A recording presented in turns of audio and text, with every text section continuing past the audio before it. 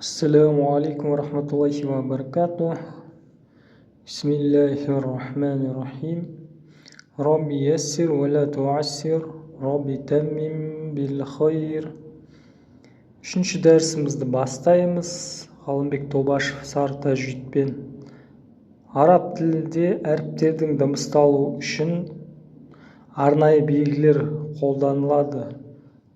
Бұл белгілер харакат деп аталады. Үш түрлі харакат белгісі бар: фатха, кәсра, дамма. Бүгін қазір фатханы өтеміз. Фатха дегеніміз осындай бір сызықша, әріптің үстінде тұратын бір сызықша белгі. Яғни немесе деп жуан жіңішке әріпке байланысты өзгереді.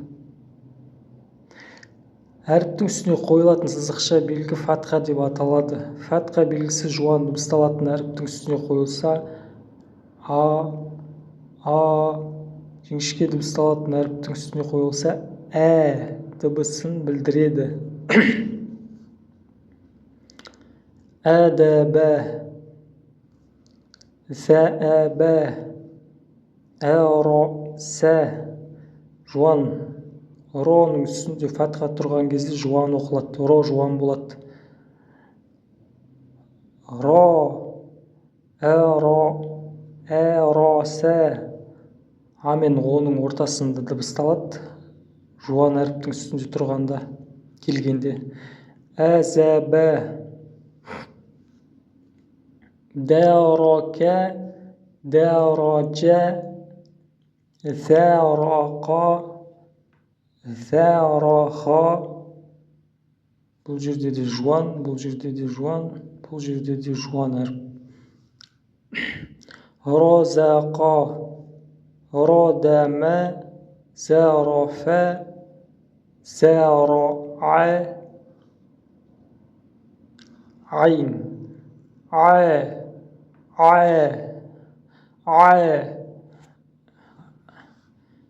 вәрақа, вәзәфә, зәрақа, зәрақа, вәрата, әрата, вәраә, вәзәха,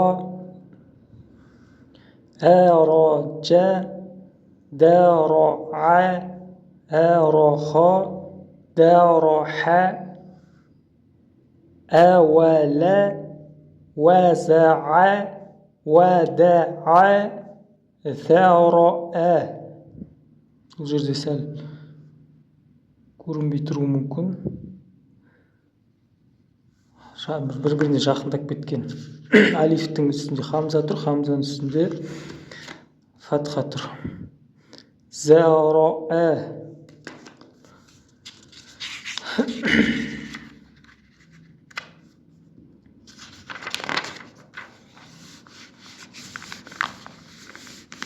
Үш харакатты өтеміз. Бүгінгі тақырып келесі харакат кәсра. Әріптің астында сызықша келсе, кәсра болады. Әріптің астына қойылатын сызықша белгі кәсра деп аталады. Кәсра белгісі жуан дыбысталатын әріптің астына қойылса, жуан жіңішке дыбысталатын әріптің астына қойылса, жіңішке дыбысын білдіреді. Әзина, әзия, әзифә, әрибә. Кәдімгі деп дыбыстаймыз.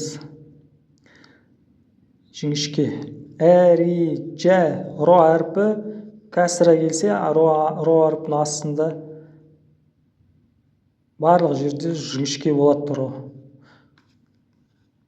Әриқа, әуидә, әуилә, дәрибә, дәриджә, дәридә, дәримә, дәринә, зәрибә, радия, равия, зәриқа, вәдикә, вәзира, радифә, жылдам оқып жатырмын, ұмытып кете беремін.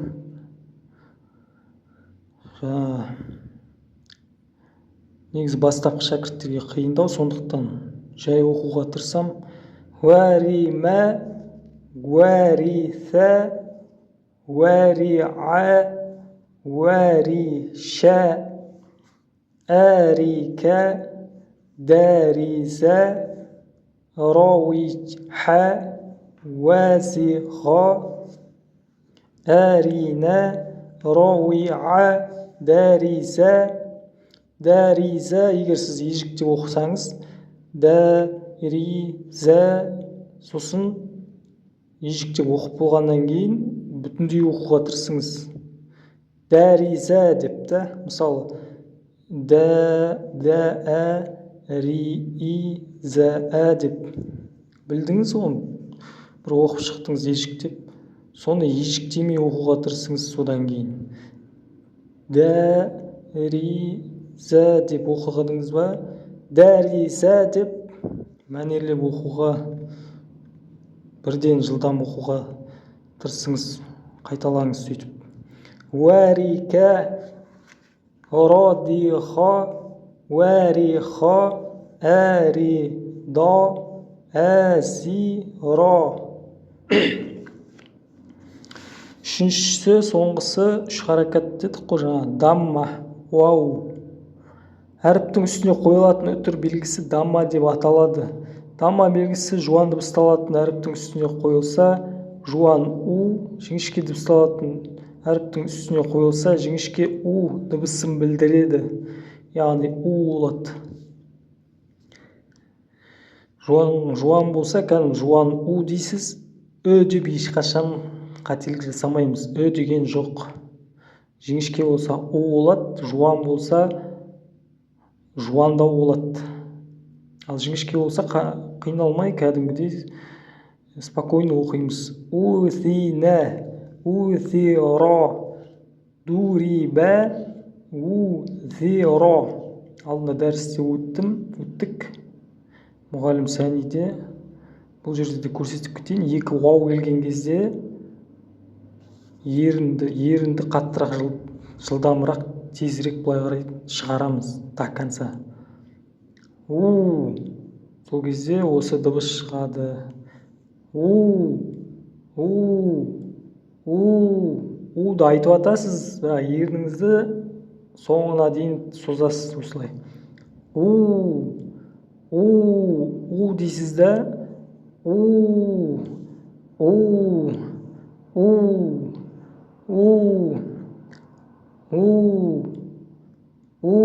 зеро, деп созып тұрмайсыз.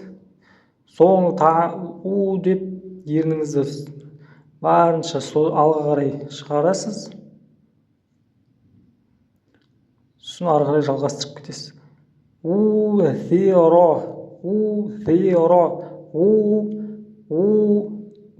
зеро. Ву емес,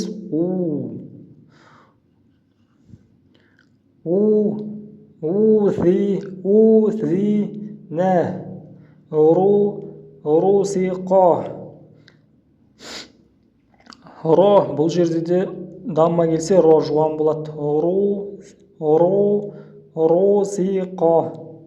Яғни ро екі жағдайда жуан болады. Егер фатха келсе үстінде, немесе осындай дамма келсе, кәсіра келсе астында жіңішке болады. Әрдайым егер роның үстінде фатха мен дамма келсе, жуан оқылады, кәсіра келсе жіңішке оқылады. Рудифа, зуриа. Бұл жерде ри деп қиналмай оқимыз. Кәдімгідей ри деп спокойно оқып кетеміз. Зуриа, жеп жіңішке. Жіңішке әріптерге вообще қиналмай арқайын жеңіл оқи салыңыз.